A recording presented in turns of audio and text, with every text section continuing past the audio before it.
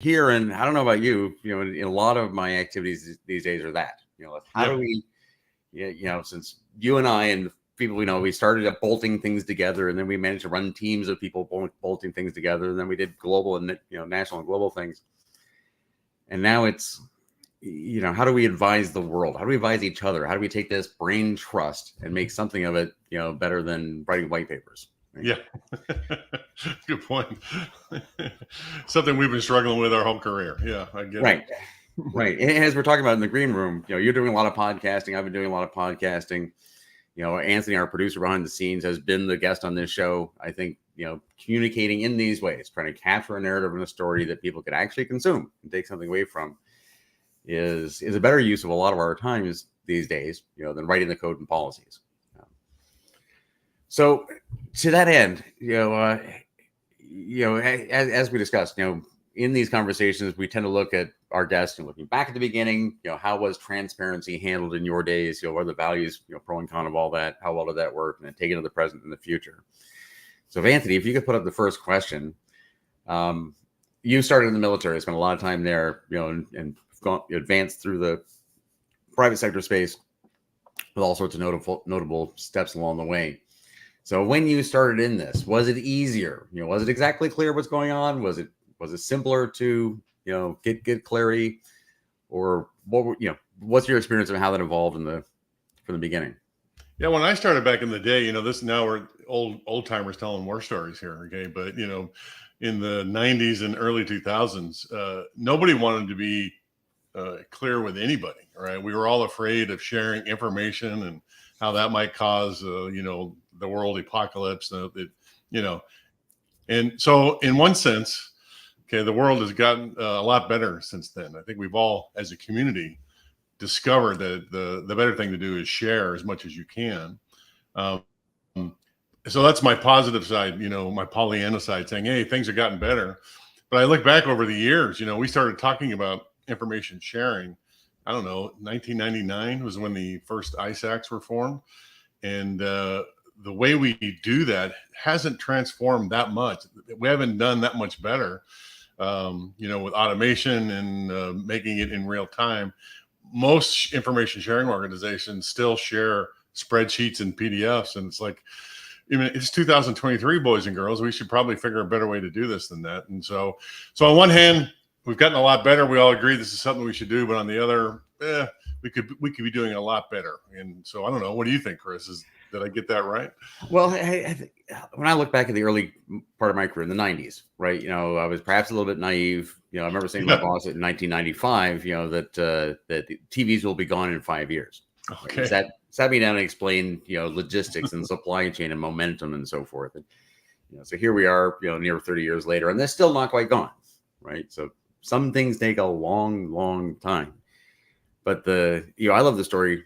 And this is not that many years ago, somewhere in between, was it 10, less than 15? So anyways, when you got to the cyber, threat intelligence sharing amongst the vendors, you set that up. And I remember the two of us talking about that around that time. And you said something. I think that's probably when we were meeting. Yeah. Yeah. Something along the lines of, when you got, the folks at the companies got together, you talked to the bosses, and the bosses said, go ahead and do it. Nobody's going to share anything. And you found out, in fact, you did, right? Yeah, the organization I helped found was called the Cyber Threat Alliance, and it's the first really ISAO, okay, for security vendors. Before we did that, none of the security vendors would talk to each other because we hated each other. We're all competitors. But that was the same argument that all the other ISACs and ISAOs used in the past. And we finally came to the realization that if the financial sector can do it and the healthcare sector can do it, why can't security vendors do it?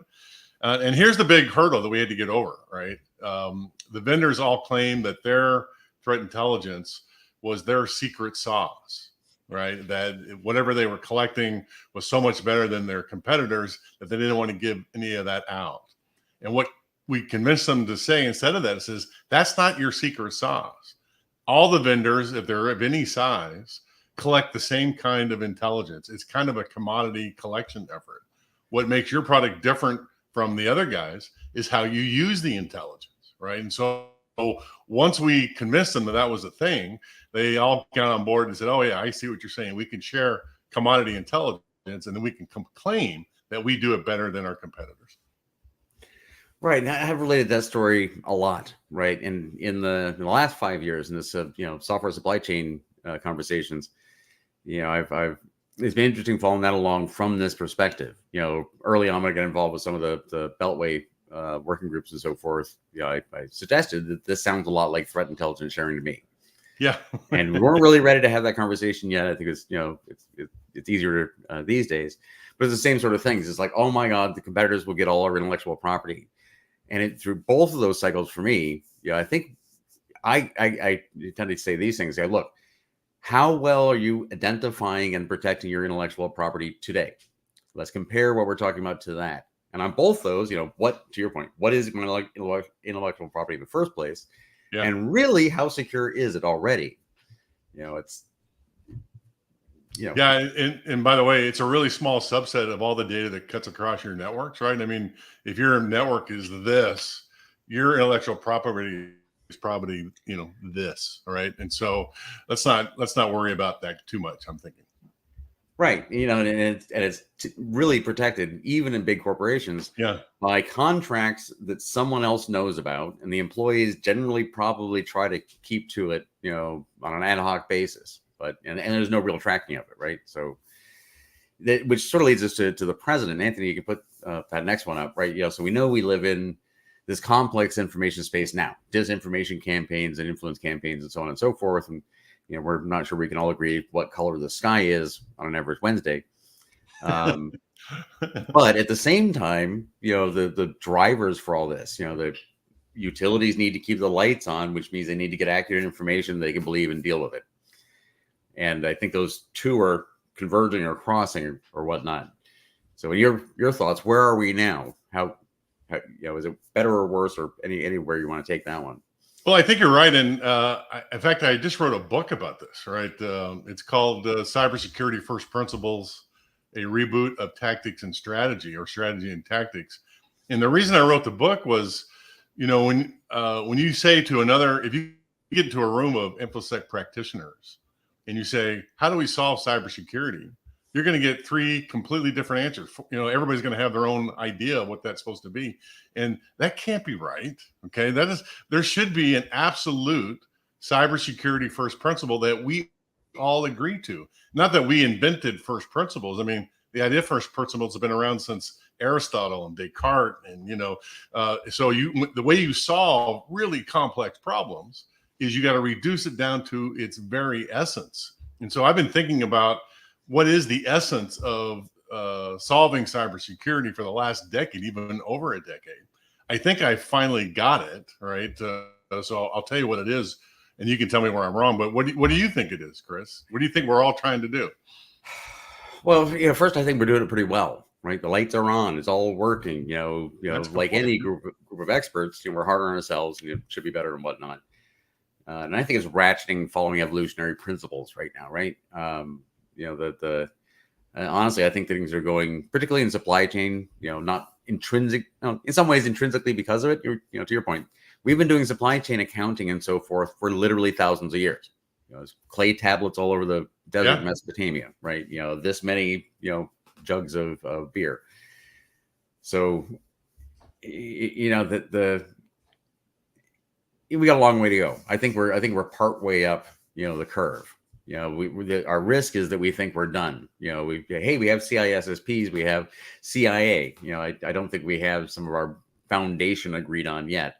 Well, so I'll make a strong argument that the CIA triad, which everybody says they do, right, is not a first principle, right? It's a list of things to do, right?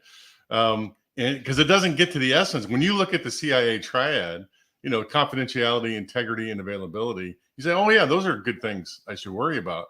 But then you immediately say, well, isn't there a whole nother avenue that we could pursue here? Like if you just look at the MITRE ATT&CK framework, they're tracking 150 nation state adversary campaigns.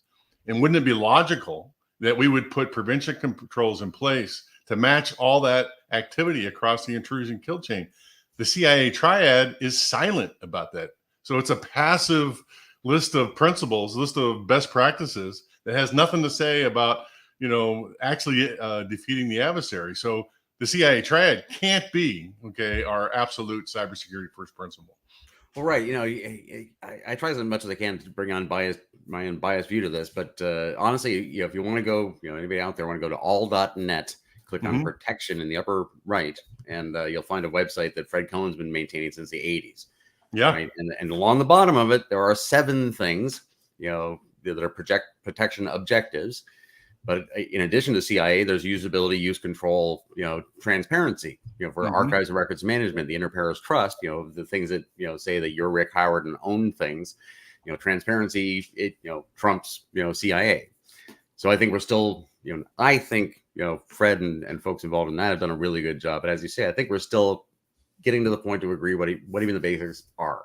Well, I'm going to answer the question in a second, but did you know, here's some trivia for you. Did you know that Fred Cohen, your man, he's the guy that invented the phrase defense in depth? Did you know that? Right. That too. I was trying to find the originator of this when I was writing my book, and I couldn't. All I could find was a couple of papers written by Fred in the 90s that mentioned it. So I called Fred and I said, Fred, are you the guy? Are you the guy that invented the phrase? He goes, well, I probably didn't invent it, but I'm probably the first guy to write it in a paper, right? So we're going to give it to Fred, right? So right. Let me tell you what I think the absolute cybersecurity first principle is, right? It's really simple. It's a Twitter line in 3 parts, all right? Here it is. Reduce the probability of material impact due to a cyber event in the next, say, 3 years. And I say it's in 3 parts because there's 3 pieces to it. First, it's a probability range. We're not going to tell our bosses that we're going to stop everything. We're going to reduce the probability of a successful one. That's one.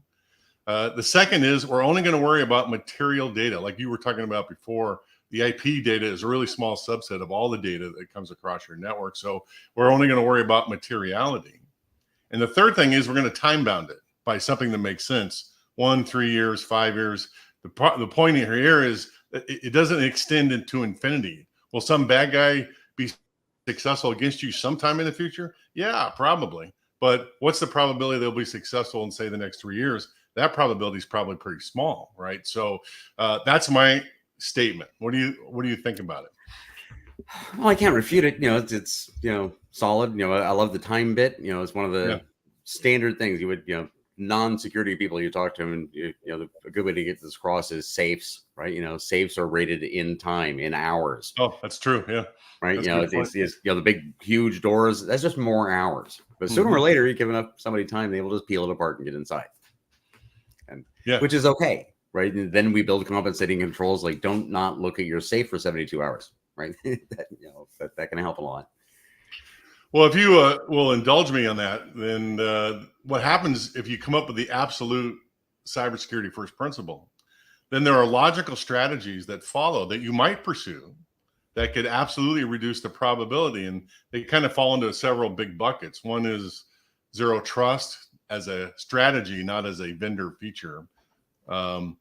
Intrusion kill chain prevention, resilience, automation, and then workforce development and the thing about this is not a laundry list. This is not a compliance framework. You need to pick the things that will have the greatest impact on your organization, right? And so, but the point of it is it logically follows from the major thing, the first principle that we're trying to do. Right. I've been building these crazy solar powered electric boats, while I'm sailing and so forth. And so I get all these nautical analogies, but they're good analogies. Shout out to James Nesbitt, just came back from the Cyber Senate in Nashville, and, OT, operational technology, boats are wonderful exercises because it's very pragmatic. You have sunk to the bottom of the ocean or not. Right. And you're forced continually to bound. Yes, you can do everything. You're not going to pick your battles. So I love in your framework, I love the, again, it's fundamental. Pick what's really important to protect really seriously. Assume that you're in the middle of the ocean. You have to protect something. You don't have enough resources. Pick one. And you will find out that it's not that much. And then pick the strategy amongst several that might work, but pick the best strategy that will have the biggest impact. I think that's the key thing. Right. One of the things I've learned out on the water in the last couple of years, is the third thing kills you. Right. And it's a great lesson. The first thing goes wrong. Fine. Yes, that always happens. And then the second thing goes wrong. Okay, great. You got two hands. The third thing goes wrong. You don't have any hands left. Yeah. Right. So That's get a good. I like strategy that is resilient enough to survive that. And as you say, the probability that you're on the bottom of the ocean is quite low. And on the first one, you have the it zero raises exponentially on the third one. I get it. Yeah. Oh yeah. Third one, you stand there and that's where haplessness comes in. Yeah. Right. One of my favorite words. So Anthony, the third question. So looking forward, right? There's folks. Fred and I debate this all the time. I mean, I am a Star Trek future person. I think things are working out on average actually quite well. But there's the Star Wars future, which is we're going to get in this turn. So what do you think? In any time frame, the rest of our lifetime is longer than that or shorter. How do you think this works out? Is the arc of history bending towards visibility or not? Visibility in terms of being able to forecast risk. I've been trying to figure this out for over a decade, and I have to admit, I have been struggling. Right? How do you tell the leadership the risk to their business, right?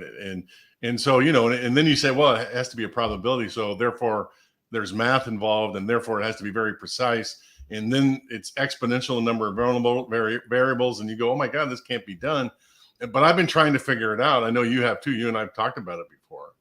I've read all the books. Okay, the FAIR methodology and how to measure everything in cybersecurity. There's several more that are really good, right? And I love all those guys. I read all those books. Some of them are in this project that I work on called the Cybersecurity Canon Project, where we try to identify the best books to read, right?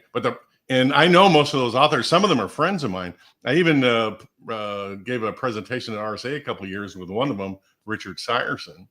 But it's still, I would tell them too, is what I really wanted at the end of the book, after you walk me through this fantastic primer on how to think about probability and cybersecurity. Okay, I kept waiting for the chapter at the end of the book that said, and here's how you do it in the real world, because those chapters don't work, don't exist.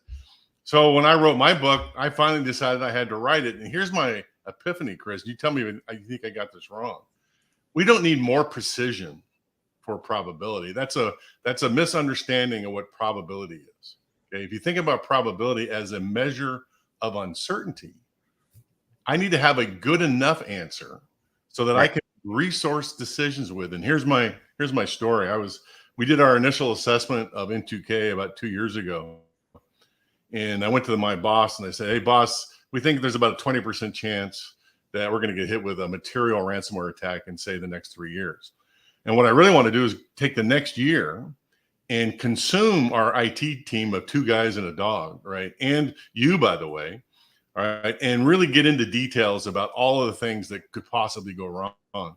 And he looked me in the face and he said, well, Rick, what do you think the difference is going to be between this initial estimate that you just gave me and this precise estimate you're going to give me after a year of work? And I had to admit, it wasn't going to be that off by much. What, 5 or 6 points maybe, right? He goes, then I don't need it. I can make decisions right now with this initial estimate. So that was my big epiphany. It says it doesn't have to be that hard. We can figure this out. So I wrote that chapter in my book. No, I think you're right. And I think, moreover, it's a sort of obvious weakness of our ilk, right? Look at our personas and profiles and the kind of folks we are. Are we perhaps the obsessively technical folks who are really going to try to take it down to 7 nines, as opposed to the ones who will again sail out just to see what the hell happens, and if it sinks the first time, and that's the sort of thing makes me think of my very first security show when we launched Borderware, right? The first day, the first morning, I was in this little 10 by 10 booth by myself. And these 2 young guys come up and ask a technical question. I'm like, oh, good question. I got an answer for that. They went off for a while and came back and asked another one. I was like, yeah, better question. I got an answer for that. And they came back a third time and they asked a really good question. And I just sat there and went, honestly, that's a great one. I don't know. But let me tell you, right? You can build your own firewall. It's not particularly rocket science. What you're doing when you're buying any security product is you're getting a relationship with a team who will live on coffee and anger. The moment something like that is found, right? And that's the best you're going to do. Yeah. When I was young, I didn't have a great deal of experience in this, but I haven't come up with a better answer since. You can get down to 90, maybe 90 something percent, surety and things, but at a certain point. Let me tell you the name of the book that turned me around on this. The name of the book is called Super Forecasting by Dr. Tetlock and Dr. Gardner. And Tetlock's this old curmudgeon of a guy, right? And he's a research scientist for IARPA, the Intelligence Advanced Research Projects Agency. It's kind of like DARPA, but for the intelligence community. But he's the kind of guy he always watches the news programs, right? So he'd watch CNN and Fox and MSNBC, and he'd raise his fist at the TV because they would bring on these panel members who forecasted something right once in their career and been wrong ever since, right? And he said, why do you bring those guys on? And I always thought there should be like a chyron at the bottom of the screen that says, this guy's 1 for 37. Maybe don't pay attention to what he has to say. Anyway, he does this experiment with 3 control groups, the intelligence community, the academic community, and a group I call the geezers on the go. They're kind of just people that had time to solve problems, right? And he gave them 500 really hard forecasting questions like, will the president of Syria get assassinated in the next year? Things like that. And then he graded them over time, over 5 years. And the group that wins, I think I buried the lead here, but the geezers on the go beat the other 2 communities by like 60%. And the intelligence community had access to classified information that the geezers didn't have. They were just watching the news, right? And so the really interesting thing, though, is there's a subset of the geezers, the super forecasters, who beat them by another 60%. And the way they did it was by just doing, just estimates, collecting information and evidence, and making guesses, kind of rule of thumb kinds of things. If you're familiar with Fermi estimates, it's kind of that thing. Dr. Enrico Fermi was one of the famous scientists on the Manhattan Project that if you've seen the movie Oppenheimer, he kind of shows up for 2 minutes, right?